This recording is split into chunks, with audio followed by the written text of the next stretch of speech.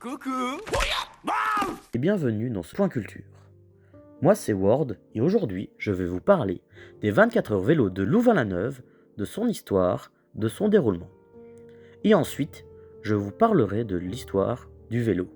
Parce que sans ce vélo, il n'y aurait pas de 24 heures aujourd'hui. Chaque année, le mardi de la troisième semaine du mois d'octobre se déroulent les 24 heures vélo de Louvain-la-Neuve. Cet événement est organisé par le COT à projet CSE Animation depuis 1976.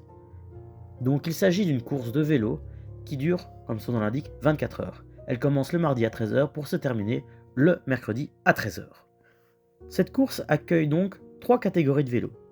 Il y a les vélos compétitifs qui ont pour objectif de faire un maximum de tours en 24 heures. Il y a les vélos humanitaires qui roulent en faveur d'une cause et ou d'une association. Pour finir, il y a les vélos folkloriques. Ceux-ci sont créés par des cercles, des cotes à projets, des régionales ou toutes sortes d'associations estudiantines. Et chacun d'eux rivalise chaque année pour obtenir le titre du vélo le plus mémorable.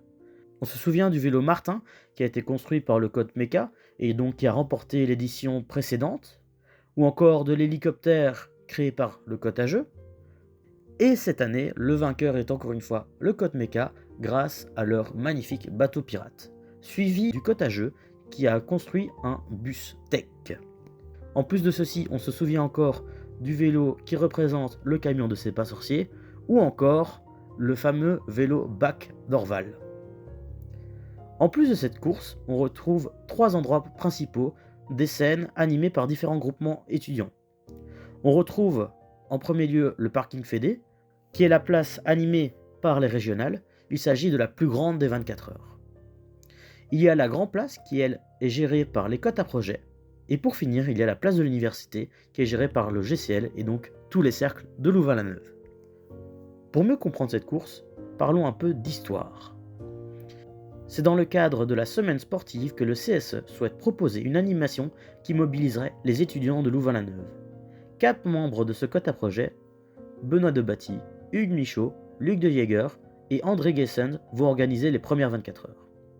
A la base, il s'agissait d'un projet technique qui a été conçu dans le cadre d'un cours. En effet, ces étudiants en ingénieur civil créaient des tandems qui pourraient être utilisés dans le cadre de cette course. Le projet a été proposé la première fois aux autorités de l'université et au commissaire de police de la ville. Mais il n'y montre qu'un faible intérêt. Cependant, les premières 24 heures sont organisées en moins d'un mois. 37 équipes s'inscrivent à la dernière minute et c'est le 16 novembre à 13h57 que la première édition des 24 heures vélo est lancée. D'ailleurs, pour cette première édition, le cercle Agro remporte le prix du vélo folklorique. Après cette brève évocation des 24 heures, parlons un peu de l'histoire du vélo. Le vélo voit le jour en 1817. Ce premier prototype s'appelle la Draisienne.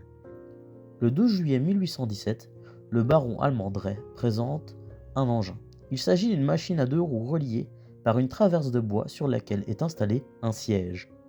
Il s'agit d'une machine où on s'installait dessus, à califourchon, en avançant grâce aux impulsions des pieds et des jambes. Cette machine prend le nom de son inventeur et donc se nommera la Draisienne.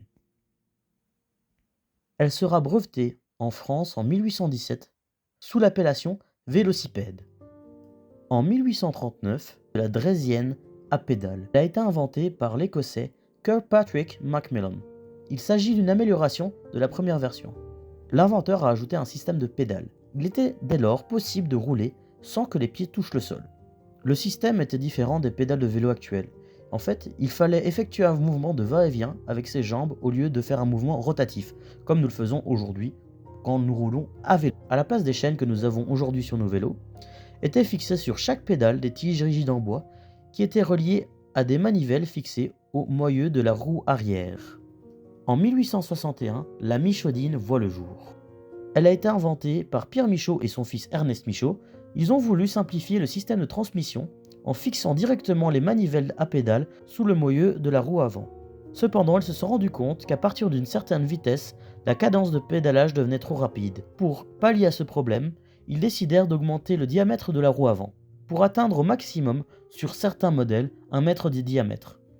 Mais c'est surtout l'exposition universelle de Paris de 1867 qui a fait prospérer les affaires de Pierre Michaud. Dès 1869, le constructeur était submergé par les commandes.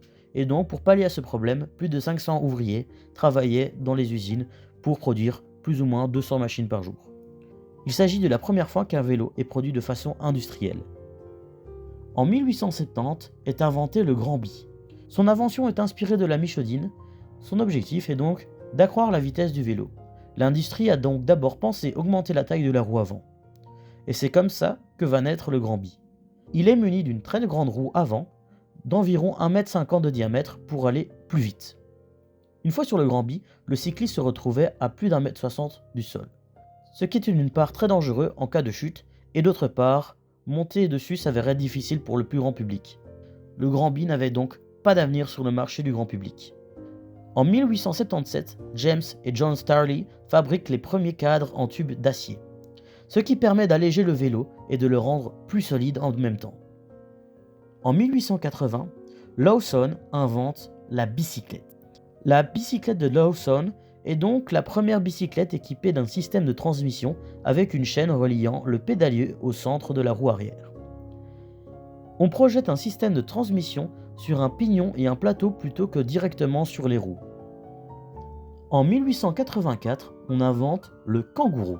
Il s'agit d'un mix entre le Grand Bi et la bicyclette de Lawson. Il possède une roue avant plus petite que le Grand Bi avec un système de transmission par chaîne sur la roue avant, afin de compenser la perte de vitesse. En 1885, le Rover Safety Bicycle est inventé. Il s'agit d'une invention de John Starley. Il adapte un système de transmission par chaîne sur un vélo aux roues de taille réduite et égale. C'est la première fois depuis l'invention du vélo que l'on retrouve un système à peu près équivalent à celui qu'on retrouve aujourd'hui. Il s'appelle Rover Safety Bicycle, soit en français bicyclette de sûreté. Il s'agissait d'un nom marketing pour rassurer les gens au vu de la dangerosité des anciens appareils. Ce vélo est donc le précurseur de la bicyclette moderne.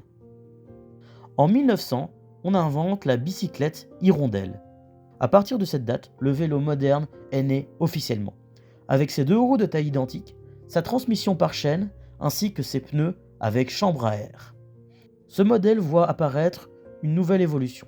Le frein arrière est placé sur la jante et non plus sur le pneu, et c'est ainsi qu'est né le vélo que nous connaissons tous aujourd'hui, et grâce auquel nous avons les 24 heures vélo de Louvain-la-Neuve. Merci à toutes et tous d'avoir écouté attentivement cette vidéo, et à la prochaine.